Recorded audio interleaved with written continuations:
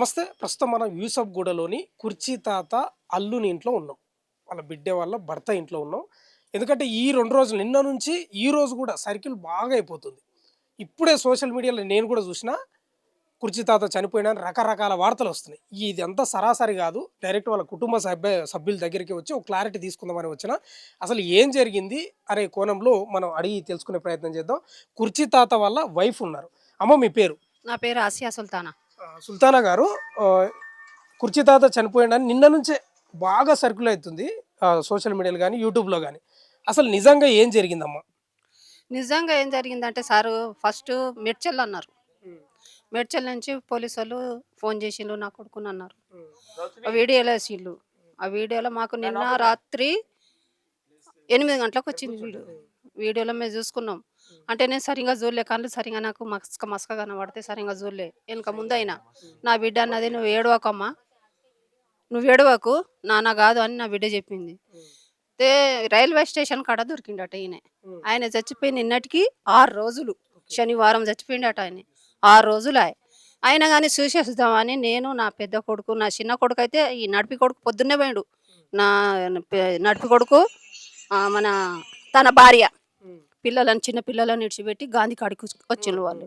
వాళ్ళు మొత్తం ఎంకులాడిల్లు. ఆయన ఆ మనిషి 3 రోజుల కిందనే మాకు కనపడ్డాడు. ఆయన చావలే బతికే ఉన్నాడు. ఎవలో అబద్ధం చెప్పిండ్రు మీకు అంటే పోయి మేము చూసినాం అయినా గాని బాడీకి. బాడీ చూస్తే ఎవలో వ్యక్తి మా జర్ర కోలిక ఉంది ఆయనకి. కానీ అయినా గాని నేను నమ్మలే. హ్మ్. ఆయనే ఎవలో ఏమో పాపం చనిపోయిన ఆయన గూడా అంగుళం, అంగుళం చెయ్యి పెట్టి చూసినా నా భర్తది. హ్మ్. దాంట్లో ఒక్క కోలిక లేదు ఆయనది నా భర్తది. హ్మ్. హ్మ్. ఇప్పుడు ఎక్కడున్నాడు? వరంగల్ ఉన్నాడు సార్. హ్మ్. మరి ఏంది మీరు వెళ్తుర్రా అక్కడ? ఆడికి వెళ్తున్నా నేను తయారైనా సార్ నేను పోతున్నానమ్మా ఆయన దగ్గరికి. ఓకే. ఒక ప్రశ్నమ్మా, చాలా మందికి డౌటొస్తుంది. కుర్చీ తాతకు చాలా టాలెంటెడు. మంచిగా ఇంగ్లీష్ మాట్లాడతాడు, చదువుకున్నాడు. ఎందుకు భిక్షాటన చేస్తున్నాడు? అక్కడిక్కడ రోడ్ల మీద ఎందుకు పండుకుంటున్నాడంటే ఏం చెప్తారు? ఎందుకు అట్లా కావడానికి కారణం ఏంది? కారణం కావాలనేండి సార్ ఇప్పుడు ఆయనకు జర ఇంతకుముందు మీ దాంట్లో కూడా అది వైరల్ అయింది గదా! హ్మ్. వైరల్ అయింది జర మన ఏంలా ఈ సినిమాలో గూడా తీసిండు గదా! హ్మ్. రూ. 1,00,000 ఇచ్చిల్లు అంటే దాంట్లో గూడా మాకు ఏం రాలేదు. హ్మ్. 10,000 కొన్నది ఎక్కువ మాకు పైసలు అందలే. ఇంకో మాట దాంట్లో గూడా దెబ్బతిన్నాడు. ఇగ కొంతమంది మాట్లాడమన్నా గాని ఈ మైక్ అసలు మాట్లాడతలేడట. నా హ్మ్. ముంగట చెప్పిండు. హ్మ్. మాట్లాడి ఏం మాటలు మాట్లాడాలి? ఏం జెప్పాలి వాళ్ళ ముంగట? మన పరిస్థితే బాగలేదు. హ్మ్. నువ్వు ఈడున్నావు, నేను బయటుంటా. అల్లుని ఇంట్లున్నావు నువ్వు. కొడుకులు చూస్తే అడగనట్టున్నారు. ఏం చేద్దాం మనకు అని అన్నాడు. గీ మాట అంటాడు హ్మ్. ఎప్పటికి. ఆ! నేను ప్రధానంగా ఏందంటే ఎందుకు అట్లా బయట ఉండాల్సిన పరిస్థితి ఏర్పడుతుంది అయితే అంటున్నా? అల్లుని ఇంట్లో ఆయన ఉండడు. హ్మ్. అల్లుని ఇంట్లో ఆయన ఉండడు. నువ్వు ఉన్నదే ఎక్కువ. నేను ఉండా అల్లుని ఇంట్లో అంటాడు. అవును. మరి ఇగ వరంగల్‌లో ఉండొచ్చు గదా! వరంగల్‌లో ఇల్లు గూడా లేదు మాకు సొంతం. హ్మ్. మా వాళ్ళ అక్క చెల్లెలు మా ఆడబిడ్డలున్నారాడ. హ్మ్. ఉన్నారు గానీ ఆయన అక్క చెల్లెల దగ్గర గూడా ఉండడు. హ్మ్. ఇప్పుడు 'కుర్చీ తాత' డైలాగ్‌ను సినిమాలో వాడుకొని వాళ్ళు సినిమా హిట్ చేసుకున్నారు. డబ్బులు మొత్తం దండుకున్నారు బానే. కోట్లు, కోట్లు దండుకున్నారు. 'కుర్చీ తాత'కి ఏమైనా లాభం జరిగిందా? ఒక ఏకాన మందం. ఏకన మందం గాదు. నేనేమంటున్నా 10,000 వచ్చినాయి. హ్మ్. 10,000 గాదు 20,000 వచ్చినాయని ఈయన అన్నాడు. హ్మ్. ఎవలు సత్య. వైజాగ్ సత్య 20,000 వచ్చినాయని 10,000 తను ఉంచుకున్నాడు తాగానికి. హ్మ్. 10,000 నా చేతికొచ్చింది. హ్మ్. 10,000 ఇచ్చిండు సత్య. ఓకే. హ్మ్. ఒకసారి సత్య గారి దగ్గర గూడా ఒక 2 నిమిషాలు మాట్లాడదాం. కంప్లీట్ చేద్దాం. మీడియా మిత్రులు వెయిట్ చేస్తున్నారు. సత్య గారు, మీరు అత్యంత సన్నిహితుడు, దగ్గరగా ఉంటారు. ఏం చెప్తారు ఈ యొక్క వార్తలను? సోషల్ మీడియాలో చాలా ట్రెండ్ అయితుంది. ఇప్పుడే గూడా చూసినా ఏం చెప్తారు? అసలేం జరిగిందంటే, మాకు రైల్వే పోలీసులు ఫోను చేశారు. హ్మ్. రైల్వే పోలీస్ అధికారి పేరు నారాయణ గారు. ఇలాగా ఒక గాంధీ హాస్పిటల్‌లో ఒక డెడ్ బాడీ ఉంది. కొంచెం కుర్చీ తాత గారి పోలికలున్నాయి. మీరు రండి, వచ్చి చూడండి అన్నారు. ఆయన కూడా 50, 50లో అని చెప్పారు. హుహు. ఫోటోలు కూడా పంపించడం జరిగింది. హ్మ్. సార్ మీకు ఈ డెడ్ బాడీ ఎక్కడ దొరికింది సార్ అని అడిగాం. ఆయన ఏం చెప్పారంటే, మేడ్చల్‌లో రైల్వే స్టేషన్‌లో ప్లాట్‌ఫార్మ్‌లో పడుంది. 3 రోజులయింది తీసుకొచ్చి గాంధీ ఆస్పత్రికి. హ్మ్. ఆ! ఆయన ఆయన చెప్పేటప్పుడు 3 రోజులన్నారు. ఆ! పోనీ 3 రోజులో, 4 రోజులో, 5 రోజులు అనుకోండి. రోజుల మటుకేమి. తీసుకొచ్చాము ఇక్కడ ఉందంటే, ఇప్పుడు ఈ టైంలో రమ్మంటారా సార్ అనంటే, మిడ్‌నైట్‌లో మాట్లాడాం 11 గంటలకి. ఆయన ఏం చెప్పారంటే, లేదండి ఇప్పుడు మార్చరీ క్లోజ్ ఉంటుంది. రేపు మార్నింగ్ రండి అన్నాం. ఆ మరుసటి రోజు మార్నింగ్ అందరం వెళ్ళామనమాట. అమ్మ, చెల్లి, వాళ్ళ కుచ్చి తాత కొడుకులు, నేను కూడా అందరం వెళ్ళాం. అదేదో కుచ్చి తాత 100% కాదు. మేము తిరిగొచ్చేసాం. సో, కొంతమంది ఏం చేస్తున్నారు యూట్యూబ్ ఛానల్ వాళ్ళు, ఈయన ఫోటో పెట్టేసి ఈయన చనిపోయినాడు. గాంధీ హాస్పిటల్ నుండి కనీసం డెడ్ బాడీ ఇంటికి తీసుకురావడానికి కూడా డబ్బులు లేవు. ఆయన అంత్యక్రియలకు కూడా డబ్బులు లేవని చెప్పేసి ఫోన్‌పే నంబర్‌లు పెట్టేసి, ఫోన్‌పే బొమ్మలు పెట్టేసి, హ్మ్.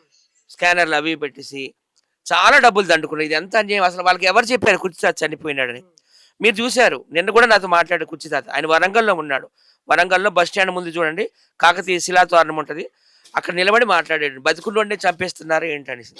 ఇప్పటికైనా బుద్ధి తెచ్చుకోండి. కొంతమంది యూట్యూబ్ ఛానల్‌లు బ్రతికున్న మనిషిని ఎందుకు చంపుతున్నారు? అది అలాగైపోయింది. ఇప్పుడు ఇంకో క్వెషన్ అడిగారు మీరు. తమన్ గారు ఎంత ఇచ్చారు? 'గుంటూరు కారం' సినిమాకి. ఇప్పటికి నేను ఒక 1000 యూట్యూబ్ ఛానెల్‌లో చెప్పాను. తమన్ గారు అక్షరాలు 20,000 ఇస్తే ఆయన రూ. 10,000 దాచుకున్నారు బార్‌లో తాగుకోవడానికని. ఒక 10,000 అయితే మాత్రం అమ్మకు అందింది అంతేనండి. అంతకు మించి దయచేసి లక్షలు ఇవ్వలేదు. మీకేమైనా అనుమానం ఉంటే మీదేమి చిన్న ఛానల్ నా తెలుగు వెలుగంటే. తమన్ గారి ఆఫీస్ ఎక్కడ ఉంటదో తెలుసు కదా! బంజారాహిల్స్‌లో ప్రసాద్ ల్యాబ్స్‌లో ఆయనకు ఒక ఆఫీస్ ఉంటది. అక్కడ కూర్చొని ఆయన కార్యకలాపాలన్నీ చేస్తారు. మీరు ఎళ్లి ఆయన ఇంటర్వ్యూ చేయండి దయచేసి. తమన్ గారు అక్షరాలు ఇచ్చింది మాత్రం రూ. 20,000 లక్షలు ఇవ్వలేదు. ఓకేనా? ఆ! ఓకే. ఇప్పుడు ఈ వార్తలను తెరదించడానికి మీరేం చేయబోతున్నారు ఇప్పుడు? ఈ తప్పుడు వార్తలు. వాళ్ళ పాప పేరు మెహబూబా సుల్తాని. ఈమె పేరు వచ్చేసి ఆసియా సుల్తాన్. కంపల్సరీ పోలీస్ కంప్లెయింట్ ఇద్దాము. ఎందుకంటే మా డాడీ పేరు చెప్పి, మా డాడీ అంత్యక్రియలు చేస్తామని చెప్పి, మా డాడీని గాంధీ హాస్పిటల్ నుండి బయటికి తీసుకొస్తాం డెడ్ బాడీని అని చెప్పి చాలా డబ్బులు దందుకున్నారు.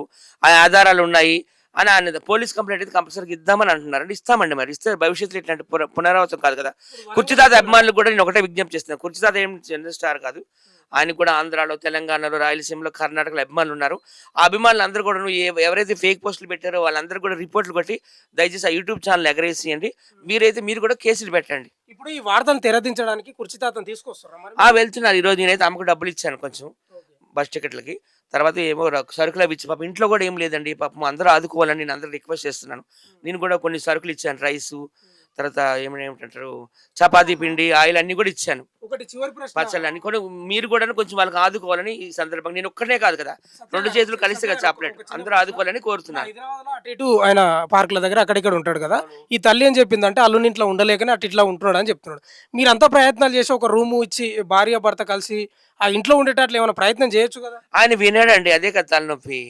ఆయన భార్య చెప్పినా వినడు, కూతురు చెప్పినా వినడు, నేను చెప్పినా వినడు. కాకపోతే ఆయన నేను ఉండేది ఒకటే గల్లి ఇక్కడ యూసఫ్‌గూడలో. ఇక్కడే ఉంటాము. ఆయన నైట్ టైమ్ అయితే డైలీ వస్తాడు. ఇక్కడే పండుకుంటాడు. ఇక్కడే భోజనం చేస్తాడు. ఒక్కోసారి ఏంటంటే వీళ్ళకి చెప్పకుండానే వరంగల్, మేడ్చల్, దౌలతాబాద్ అంటే అక్కడ పటాన్ చెరువు దగ్గర ఉంది. వెళ్తా ఉంటాడు. భిక్షాటన చేసుకుంటాడు బస్సుల్లో, ఆర్టీసీ బస్సుల్లో. నేను ఇంతకు ముందులాగా ఆయన షూటింగ్‌లు కూడా తీసుకెళ్ళడం లేదు. ఎందుకంటే నన్ను కూడా కొంచెం బ్లేమ్ చేశాడు ఆ మధ్య. మీకు తెలుసు నేను కూడా కంప్లెయింట్ ఇవ్వడం, పోలీస్ స్టేషన్‌లో పెట్టేసి అంతా జరిగింది. తర్వాత మళ్ళీ కలిసిపోయి మొన్న నవీన్ యాదవ్ గారి జూబ్లీ హిల్స్‌లో నా ఎలక్షన్ క్యాంపెయినింగ్ కూడా నా దగ్గరకు ఆయన్ని పట్టుకొచ్చింది నేనే. అప్పుడు ఆయన ఎక్కడున్నాడు? పటాన్ చెరువులో ఉన్నాడనమాట. ఇలా నాకు సర్కిల్ ఎక్కువ కదా, మీడియా అందరికి తెలుసు కదా. నేను ఎట్లా వీడియోలు చేసి పెడుతుంటాను. కుర్చీతాత కనబడడం లేదు ఎక్కడైనా చెప్పండి అంటే నాకు ఇన్ఫర్మేషన్ ఇస్తారు. అలాగే నేను మొన్న ఒక వీడియో చేసి పెడితేనే నాకు వరంగల్ నుండి మస్తాన్ అన్న ఆయన నాకు ఫోన్ చేసి మాట్లాడించాడు. రాత్రి 12 అప్పుడు మాట్లాడించాడు. ఉన్నాడు. ఆయన అయితే క్షేమంగా ఉన్నాడు. వీడియోలు కూడా వచ్చేయండి. దయచేసి ఆయన చనిపోయాడంటే కుటుంబ సభ్యులు ఎంత బాధపడతారు. నిజంగా మేమందరం చాలా బాధపడ్డాం.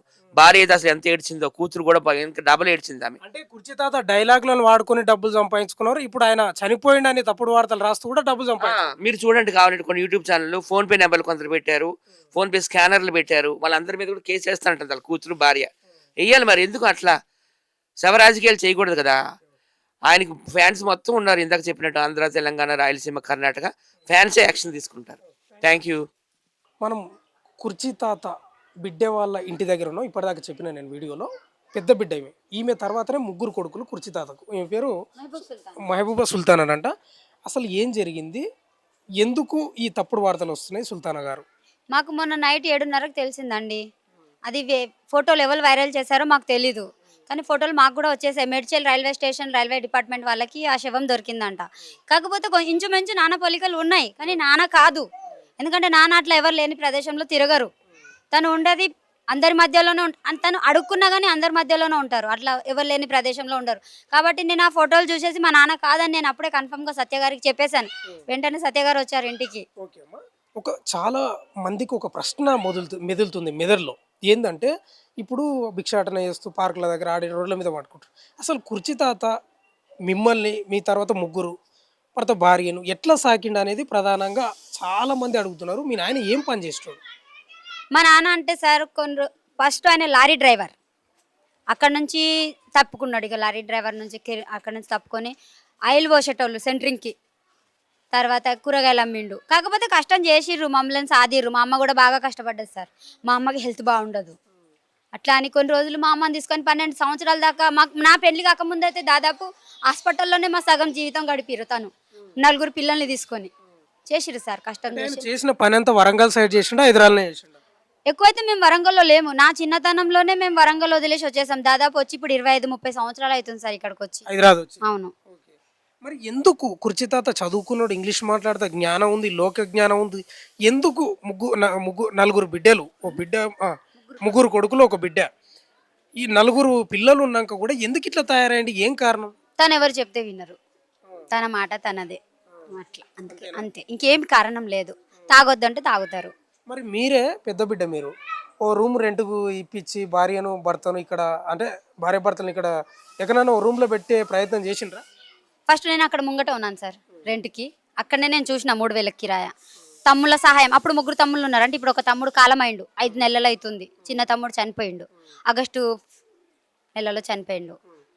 అయితే నేను ఆ తమ్ముడు ఉన్నప్పుడే చెప్పిన, నా ఒక్కదాంతోనేం కాదు కదా సార్, నాకు పిల్లలు ఉన్నారు, మా ఆయనతో కూడా నాకు ఇబ్బంది ఉంది ఇంట్లో అని నేను అన్న 3 తమ్ముళ్ళకి నేను ఫోన్ చేసిన, సరే చరింత వేద్దాం, నేను చూస్తా, వాళ్ళకి మంచి చెడ్డ నేను చూస్తా, మీరు ఏదైనా సహాయం చెయ్యండి, అమ్మ నాన్నని రూమ్లో వేరే పెడదాం అని నేనంటే ఏ తమ్ముడు ముంగటికి రాలేదు సార్. పెద్ద తమ్ముడు అంటారు, నేను ఒక్కనే పుట్టినా అని పెద్ద తమ్ముడు. మా పెద్ద మరదలు అయితే ఘోరంగా మాట్లాడతారు సార్ మాతోని. అత్త మామలు అనేది మర్యాద అనేది ఉండదు. మా పెద్ద మరదలు ఫాతిమా ఆమె పేరు, ఏమన్నా అంటే మా మీదికి ఇంటి మీదికి దాడులకు వచ్చేస్తారు సార్. 2 సార్లు ఇంటి మీదకి దాడికి వచ్చారు. ఇక్కడ వాళ్ళే సాక్ష్యం. ఒక్కసారి అక్కడ ఉన్నప్పుడు ఎవరో ఏదో ఇస్తారంటే ఇంటి మీదకి వచ్చేస్తారు. ఏం చేస్తాడు మీ పెద్ద తమ్ముడు? పూలు అమ్ముతాడు సార్. మీ చిన్న తమ్ముడు ఈయననా? నడిపాయన ఆయన. రెండో ఆయన. ఈయనకు పెళ్ళైందా? ఈయనకు పెళ్ళైంది, 2 పిల్లలు ఉన్నారు. ఈయన ఎట్లుంటాడు? ఈయన బాగానే ఉంటది సార్. వీళ్ళ భార్య? వీళ్ళ భార్య కూడా బాగానే ఉంటది, ఈయన కూడా బాగానే ఉంటాడు. మాకు ఇబ్బంది వచ్చింది మా పెద్ద మరదలు ఫాతిమాతోని. ఓకే. మీ చిన్న తమ్ముడు? మా చిన్న తమ్ముడు ఇప్పుడు చనిపోయింది, పెళ్ళయిందా? పెళ్ళైంది. ఎట్లా చనిపోయిండు? ఆయనకి ఇక్కడ యూసుఫ్ కూడా బస్తీలో తాగి, అంటే ఈయన కాదు వేరే వాళ్ళు గొడవ పడుతుంటే మధ్యలోకి వెళ్ళిర్రు. ఆయన పండుకుంది చూసి బండ పైన నెత్తిపైన బండ ఎత్తేసిర్రు. శ్రీకాకుళం. పిల్లలు అయినరా ఆయనకు? పిల్లలు లేరు సార్. ఓకే. అంటే ఇది పరిస్థితి. 3 అన్నదమ్ములు ఉన్నారు కానీ పెద్ద ఆయన కొంచెం అటు ఇటు అంటే వ్యతిరేకంగా ఉండడం అనేది ఏదైనా మేమే మంచోళ్ళం కాదు అంటారు. నా చిన్న తమ్ముని వారం రోజులు గాంధీలో తీసుకొని ఉంటే ఎవ్వరు రాలేదు. కానీ మా నాన్న కాకపోయినా నిన్న అది మా నాన్న బాడీ అనే మా నాన్నని తీసుకెళ్ళడానికి మాత్రం 3 వచ్చిర్రు సార్. మా పెద్ద తమ్ముడు, మా మరదలు, నాకు ఒక గౌస్. డౌట్ వస్తుంది. మీ నాన్న బాగానే పని చేసిండని చెప్పినావు కదా, లారీ డ్రైవర్ ఏదేదో చెప్పినావు, పని బాగా చేసిండని. ఎందుకు మరి అంత పని చేసి మిమ్మల్ని సాకినోడు ఎందుకు ఇట్లా తయారైపోయిండు? చెప్తే వినకుండా అప్పటి నుంచి కూడా చెప్తే వినలేదా? స్టార్టింగ్ నుంచి అయితే అమ్మ మాట వినలేదు.